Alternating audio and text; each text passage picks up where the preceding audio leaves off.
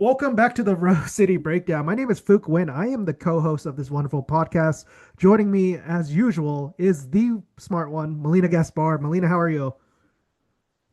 Hey, Fook. Here I am, still thinking about Hanks Golazo, and of course Deyna Castellanos as well. Man, those Thorns can finish. And you, how are you? Oh man, I think you and I pretty much had our own like little talking session before this, so we were pretty much letting everything out from the past few weeks of our lives. It's nice that we're friends like that. We can talk about anything with each other and continue to do that. And you mentioned the football aspect, right? Like it's something that you and I have, obviously gotten to know each other over. Like we cover this game so differently, and it's interesting because let's talk about this game, right, Melina? You would look at this 2-1 scoreline. You're like, oh, Portland probably played well enough to deserve the win. Melina, it's so funny because let's talk. Well, obviously the two goals, right? Deyna Castellanos, um, she picks up a ball from Pietro Torden, who doesn't really do anything like too special there. She just plays it out wide to the wings. Deyna Castellanos doesn't even hesitate, takes one touch and just whips it in, chips it over Anna Morehouse for the 1-0 lead, and this is towards the tail end. Um, Obviously, second half, like all the goals, and then Jackie Ovalle, like you called it, feels like Jackie Ovalle would find a way to score and make an impact in this game. One of the flukiest goals I've seen in my life, Melina.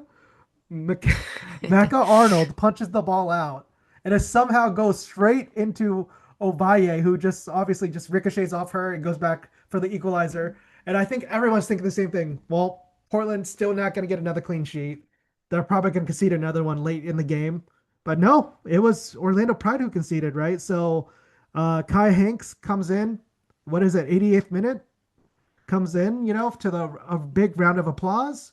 In the 96th minute, 6 minute of stoppage time, she takes a few touches, around the top of the box, blast it far post for the 2-1 win.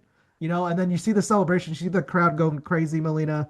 And it's, for you know me well enough where you're like, oh, he probably has like a cold heart. He doesn't feel anything.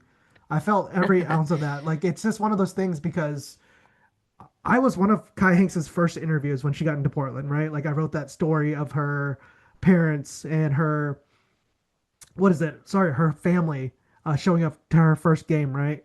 And it was special because it was her first start, you know what I mean? And Providence Park is really special to her family and her, you know what I mean? And got to write that wonderful story about her debut, her first goal, things like that.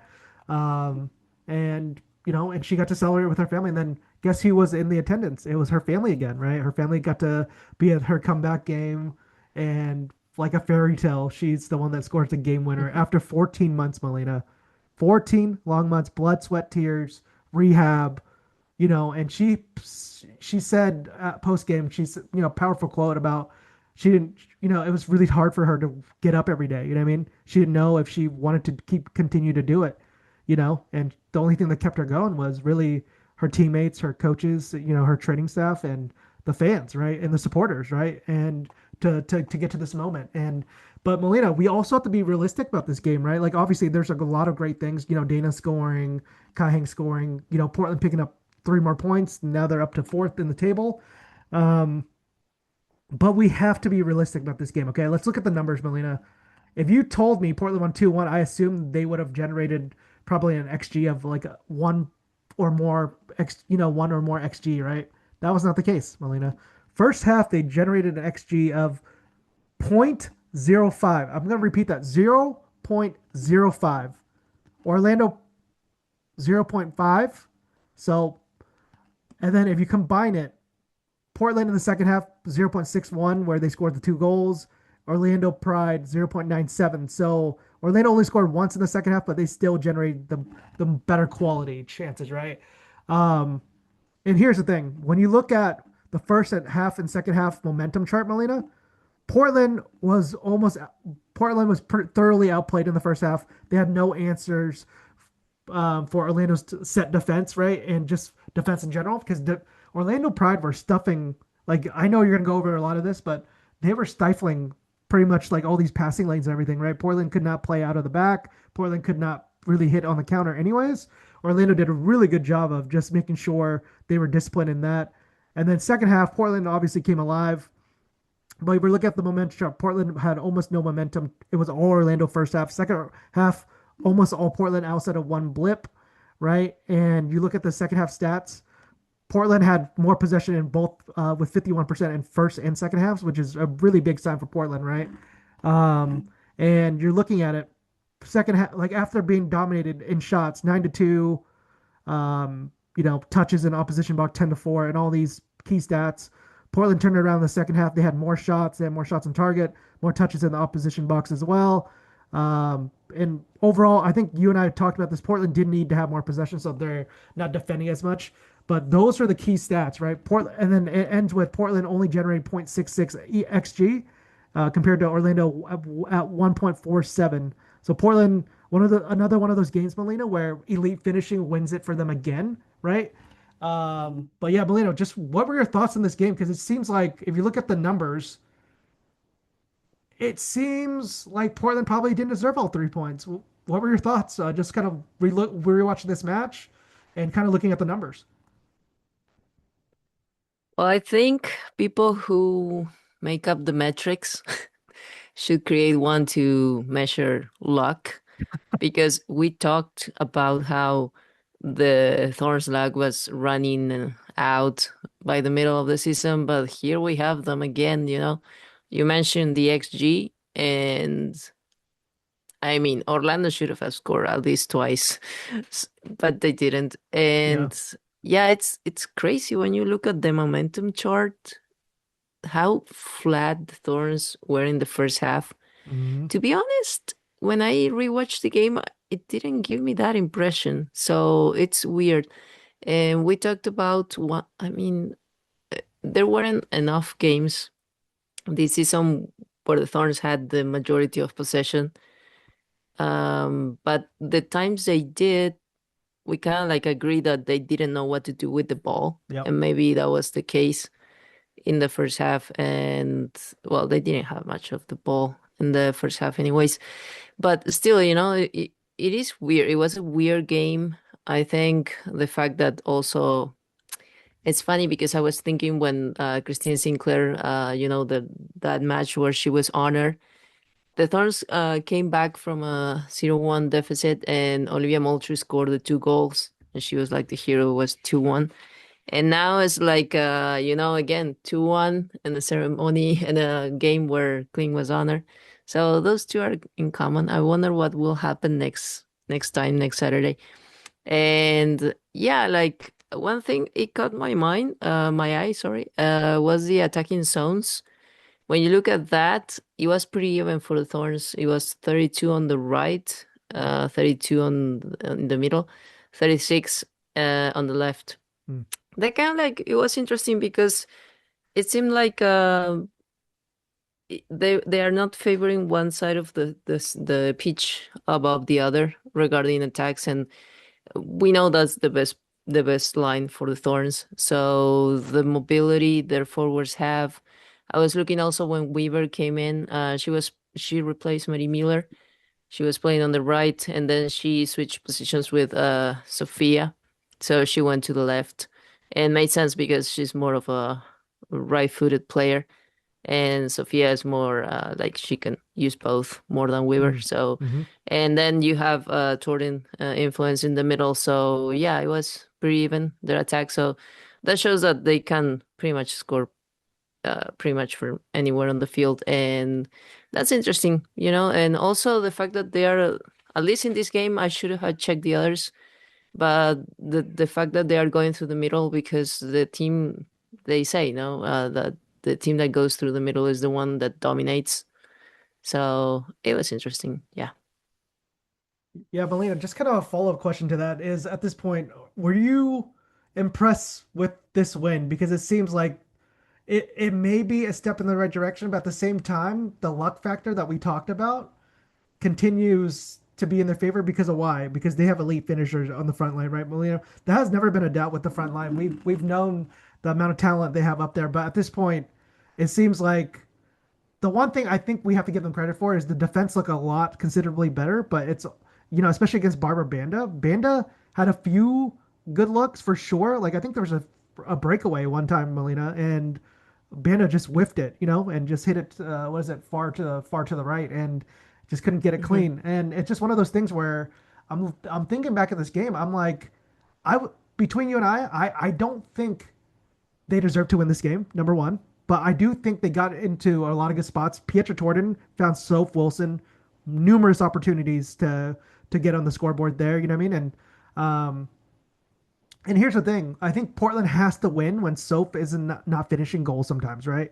And the fact that they were able to do that, I think, was a good sign. So that's a good sign. But the back line really worries me. I think Sam Hiatt and Reyna Reyes being benched again really is a head scratcher to me because I don't think Jaden Perry is better than Sam Hiatt. Okay, I don't know if Isel Bays is better than Sam Hiatt. You know what I mean? I know a lot of folks differ with that, but my whole thing is, and then Reyna Reyes being benched too is crazy to me because you're having Yeah. Carolyn Calzada play as a fullback right now. You know what I mean? And I didn't, the 1v1 defending, really worried me, especially on the wing, especially against speedsters. And I understand, my assumption is they're waiting for the wingers to get healthier so they can move Marie Mueller back to the back line, But at this point, for me, it's just, you look at all the numbers, Melina, and a lot of that did match my eye tests. You know what I mean? And I mean, at this point, this is kind of what their recipe has to be, right? They have to defend just good enough to let their powerhouse attack win it, right? Yeah, what you mentioned kind of like it made caught my eye. The fact that between Marie Mueller and Calzada, there weren't much of an understanding there. Yeah. They were disconnected. And I was curious when Weaver got into the match for Marie Mueller, um, why they didn't sub out Calzada and then put Marie Mueller in the back and let Mhm. Weaver go in the front. Yep. It was something that I thought about that it was weird because we know Marie Mueller can play there. So weird. And the other thing, yeah, I agree with you regarding Perry. But I think she team up well with Vignola in stopping Banda. Yeah. And there was like two or three times where JP went against Banda, and she has this side of her game that sometimes it works against the Thorns. That is her physicality. She's Hmm. not afraid of that. And you need someone that is like tough against Panda. And so, yeah, I think in that part it worked well, but we could see again some defensive mistakes from Jaden Perry that were like glaring. But yeah, I'm with you regarding Obeys. I would have preferred having some Hyatt there because uh, we could see that some like three or four times at least. Some Orlando players were going through inside the box exactly there where Obeys was. So yeah, it's weird, but I don't know. Maybe we can ask the coach later if he Yeah. wants to answer about that. Yeah. The one thing I did was really impressed with. I was talking about Pietra Torden a second ago, Melina. She generated an XA expected assist of 0.35, Melina. Like very, solid number there, especially with the amount of, like her and Sophia Wilson's chemistry continues you know, to be really special, you know what I mean? And now they have late game options with Weaver, they have Kai Hanks, you know what I mean? So Portland's going to have they have depth, you know what I mean? Coming off the bench, and they do need those players to start. And Braylon Turner's close behind too, so that's going to be really, really a big boost for Portland there as well. But Melina, let's just talk about Sam Hyde and Reyna Reyes a little bit more. What are your thoughts on just them? Because Reyna Reyes was benched, I think, a few games in a row, and then she got to play a few games in a row, and then she's been benched the last few games as well. What are your thoughts on Sam Hyatt also being out of the lineup the past two games as well? For me, it's weird because she's one of the captains, so it's weird to see your captain benched. And we have discussed before how we think she's kind of like the most reliable center back out there that is available. So yeah, it's weird to be honest. I don't know if you heard in the pre-match presser about that from Billingham, but because I haven't heard anything regarding that, what will be the reason? Sometimes when I asked that, why did you bench this player and put the other, the coach will say something like, "I'm gonna use both. It's just rotating, and but it's weird to rotate your captain Yeah, and the most yeah. reliable center back out there." So yeah, it's like weird. Yeah, and at this point, if this is the back four he's gonna like move forward with, they're gonna have a lot of issues moving forward. Let's just be very straightforward about that. This is nothing against the players out there, but at the same time, it's also you're playing three natural center backs, right? So they have to kind of decide there. And for me, he has talked about Reyna Reyes being benched before in the past, and he's said that she's had a lot of opportunities. She's going to have more opportunities. But for a player who the club really backed, you know what I mean, like financially with a long term contract extension, you would think she would be more. Like after a game rest, I think is plenty for Reyna Reyes. So that's something to look out for as well. And then Melina, I know you have some clips from the game as well in Melina's corner. Curious what you have to look at. So here are some clips that I prepare.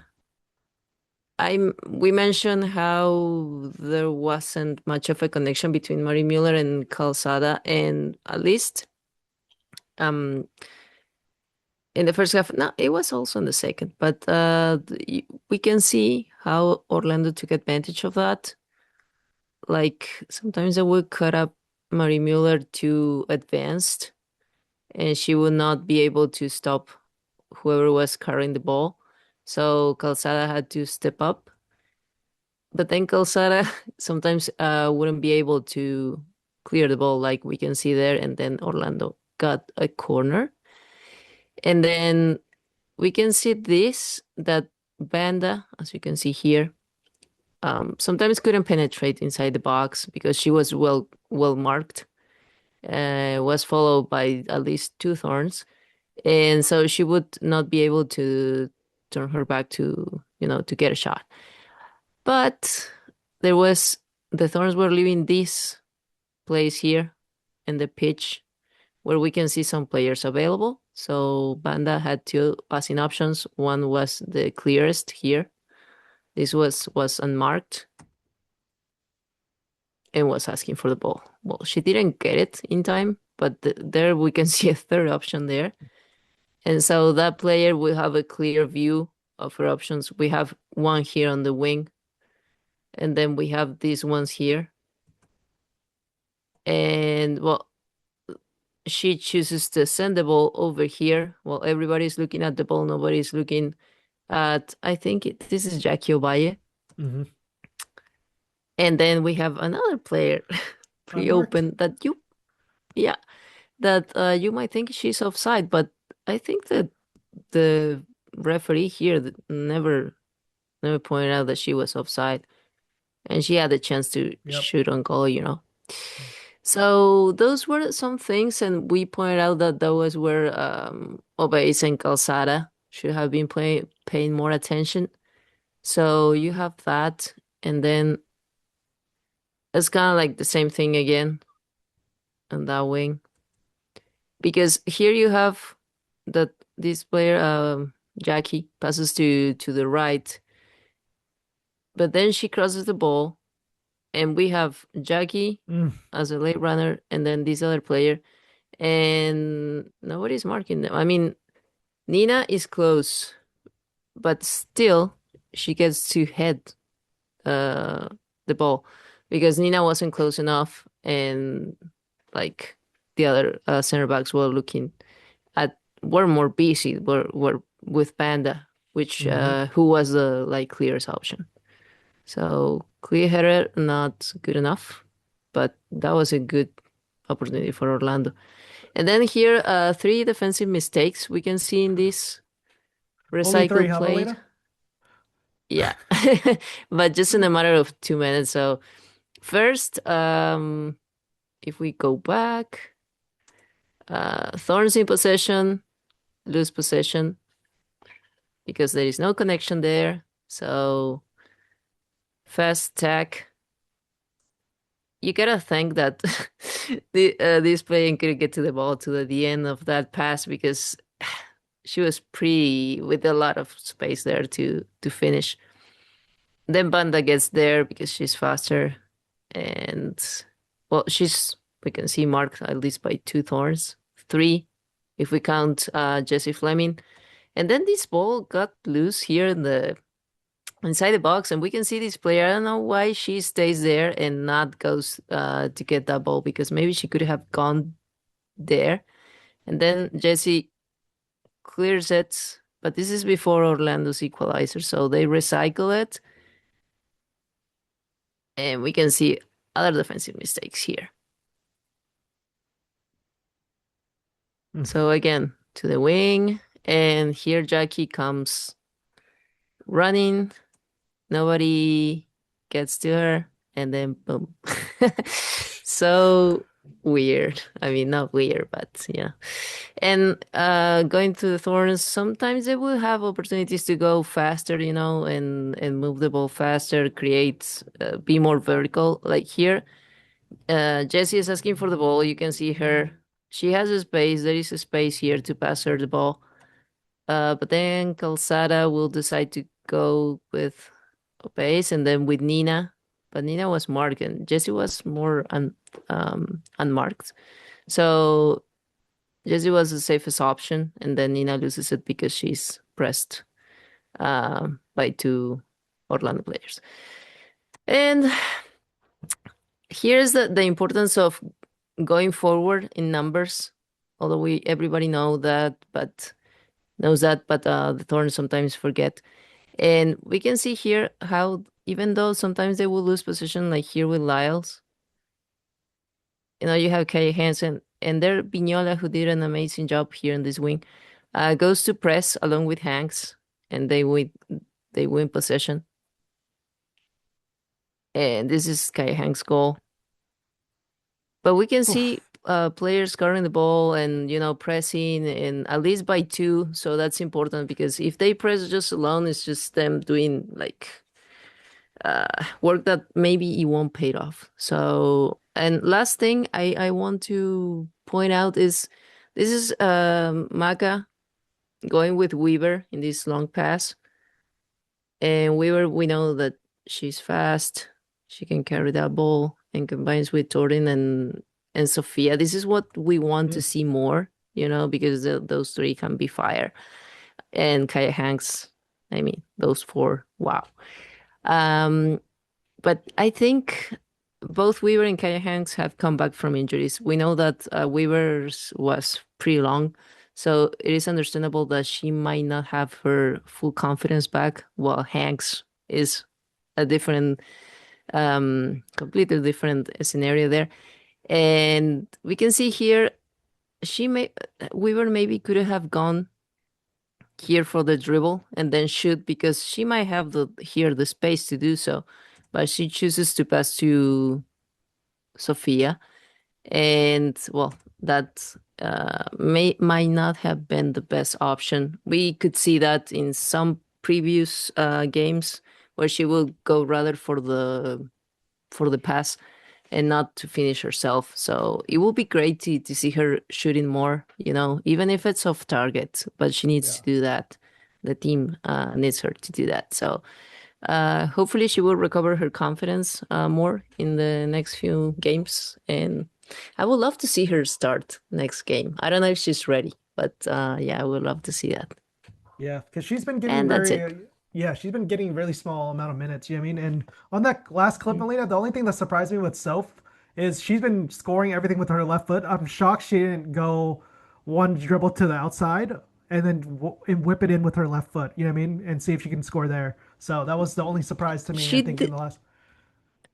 Sorry, she didn't, for me at least, didn't have her best game against Orlando. She was a little bit frustrated. Yeah. So maybe that's why. Yeah, Yeah. she definitely wasn't as sharp for sure. I think she was getting herself into good spots. I think Just the decision, just like the finishing in the final third just wasn't there for her, and that's okay. Like, not everyone's gonna have it every game.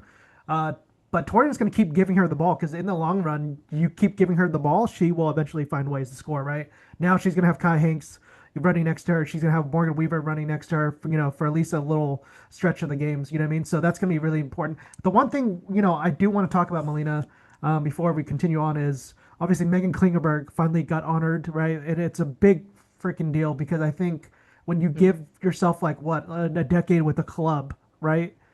You deserve to have this moment. You know what I mean? And uh, shout out to our photographer and videographer apparently, Kelsey Baker, for getting us that footage while I was out.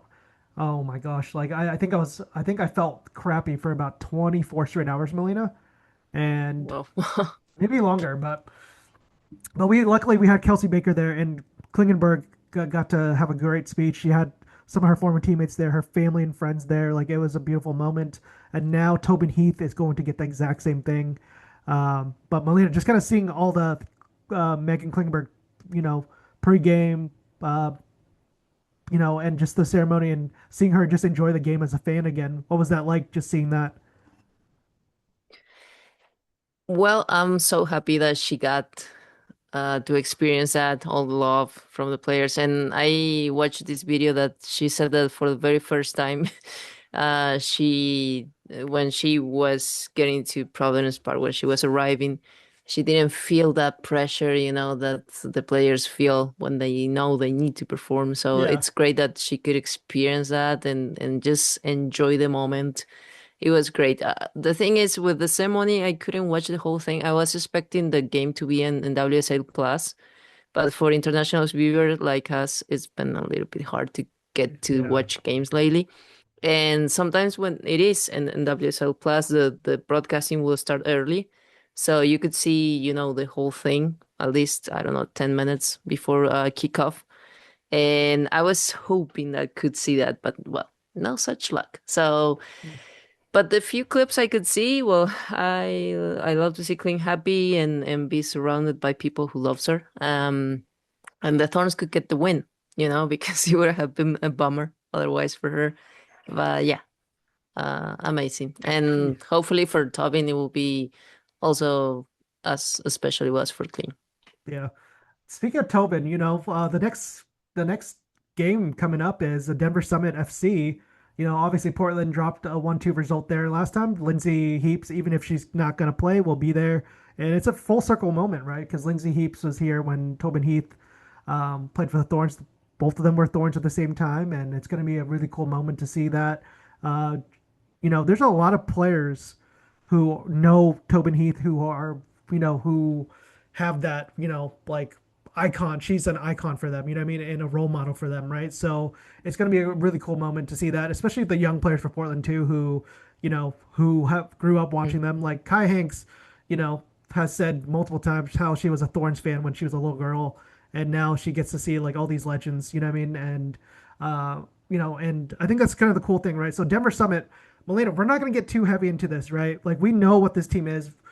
They outplayed Portland completely in the last match, and I think Portland's going to look out for revenge, obviously with that at home. But Melina, there's only one number, one stat that really worries me, okay? And it's accurate crosses per match. Denver Summit is at 4.9, and that's fourth best in the league, okay, Melina? And everything else, they're kind of about middle of the pack. Attacking numbers, middle of the pack. Defensive numbers, for the most part, middle-ish. And that's who they are. They're not particularly too good at anything, but the one thing, like, the one thing they're really solid at, crosses into the box, Melina. And with Portland box defending really shaky still, that's something to look out for, especially if Lindsay Heaps is available, Melina. How many times is she going to have open looks again, right? And the one thing Portland still has a lot of issues with is they're allowing free crosses into the box from the fullbacks and from the wingers. They have not a lot of answers for that, right? And then they also, I think with Portland, like the space in front of the back line, right? Jesse Fleming's filling up some space.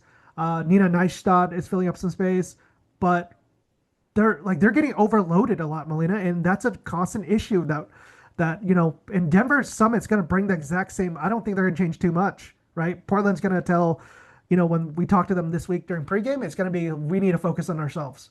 Yeah, but that team also outplayed you so badly to the point where, they probably should have scored more than 2 goals on you, right? So that's something I'm looking out for. I think Portland needs this, need to have more urgency with those crosses coming in, Melina, especially when you're expecting 5 accurate crosses a game with the front line that they have, right? We're talking about Janine Sonis, who, what's she up to? 12 goal contributions, Melina? Career season for I'm Janine scared of Sonis? her. Yeah, like, and Yasmin Ryan too. Like that Yasmin Ryan Janine Sonis connection. That's the connection I think everyone needs to look out for, right? Because Janine Sonis has been playing almost like pinpoint balls into the box, Melina, right? Those crosses into the box, a lot of them have been coming from her, right? And that's what I'm looking for because I think if Portland can kind of neutralize Janine Sonis, it's gonna be very hard for Denver to find ways to score unless it's like a direct ball to Yasmin Ryan.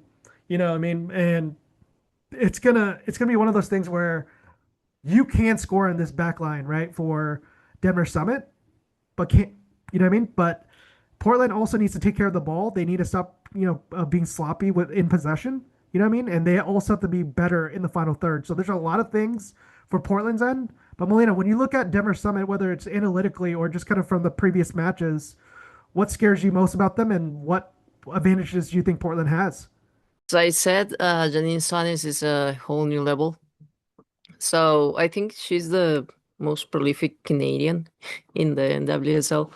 So yeah, I'm kind of scared of her. And funny because Jasmine Ryan and Sonis both were Thorns. Yeah, So, the these kind of players get um excited when they can play against their former team. Uh, I think it's gonna be a fun game. I like fun games. So hopefully the Thorns can step up. It will be an interesting test for the back line for sure. But yeah, like what you mentioned, yeah, crosses. It's Thorns need to look after. I don't know if they're gonna be able to do so. I think Torden has been, even though she's not a defender, we already know pretty well. She has been helping in the in that regard with aerial balls, so she might need to um, give them a hand over there.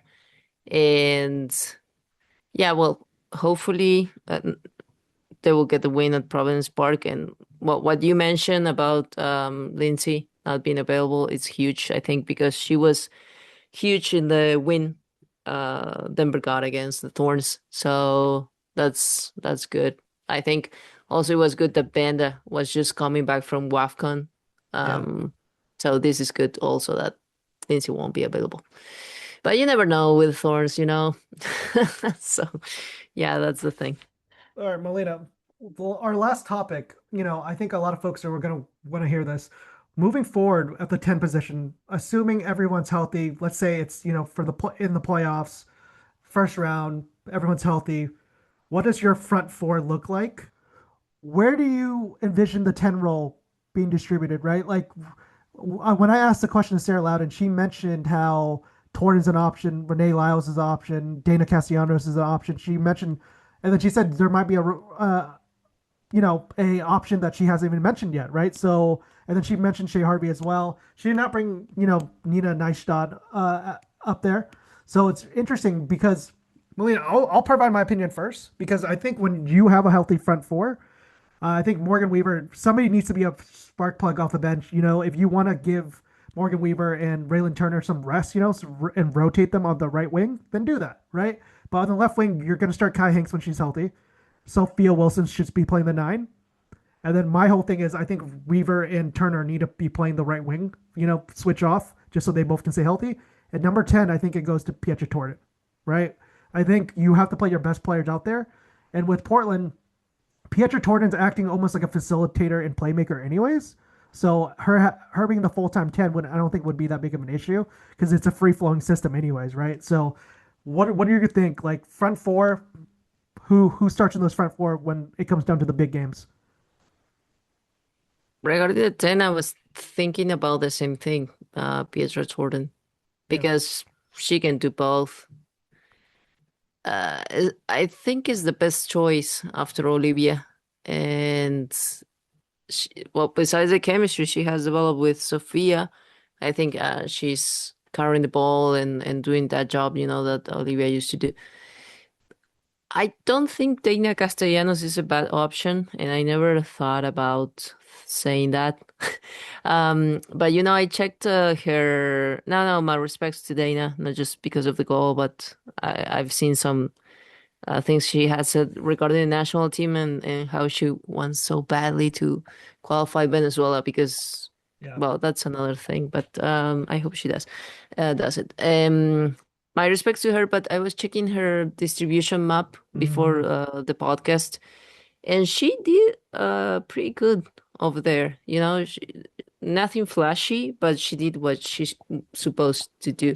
Also, check tackles, and yeah, she was doing tackles there in the midfield, and that's always appreciated because we know that the Thorns tend to like defend in their initial third, so that's important. So I wouldn't be against that, but the thing is, the team has healthy players now that they can play minutes.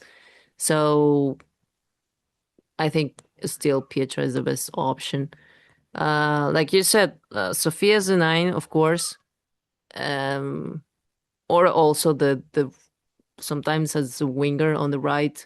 I wouldn't be against that because we know that Weaver feels more comfortable on the left. Yeah. So yeah, that's the thing. Caiya Hanks, too bad, still needs to manage their minutes. Otherwise, I would send her as a starting player right away. But yeah, those three, knowing that Weaver has been having more consistent minutes, because Caiya Hanks play what, 10 minutes maybe? 8? I don't know.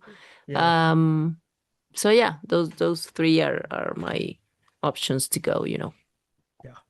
Yeah, it's gonna be interesting to see how that competition plays out because I think you have a chance to rotate all the players, make sure they're all healthy. Obviously there's a couple players who just need to play every game, and that's okay. But yeah, it's gonna be really like especially on those big matches, Melina. Who wants those opportunities? You know what I mean? And all of them clearly do. And then Deyna Castellanos be another option, like you said. It's gonna be good, really good news to Portland. Because I think she's kind of learning like Portland's not going to have a lot of the ball, and she needs to be in a system where they have the ball more. You know what I mean? So it's going to be really interesting to see if Portland can be more front-footed with the ball and hold it just a little bit more. So that's going to be something to look out for, especially against Denver Summit, because I think Portland's going to have another good possession day, Melina. But Melina, that's going to be it from all of us, both of us at Rose City Breakdown. Any final thoughts? No, just hopefully everybody will show up at Providence Park for Tobin ceremony and she can retire as a Thorns legend. Oh, it was so fun to have her just 3 minutes on Yeah. the field Hey, again. 1 day contract, right? 1 day contract. So, Yeah, yeah, get wild. it's gonna be a good moment.